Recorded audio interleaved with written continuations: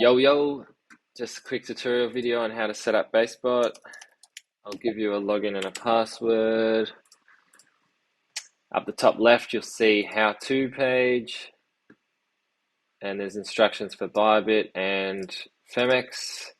You'll need two-factor authentication on your account to use the API feature. I'm going to run through Phemex real quick. So you need to navigate to API management, create new API key. You need to choose high rate limit. You can name it whatever you like. The IP address you need to copy paste from here. And then select read and trade permission. Then you need to input this. Once you do that, you'll get the API key, copy paste it over to your settings.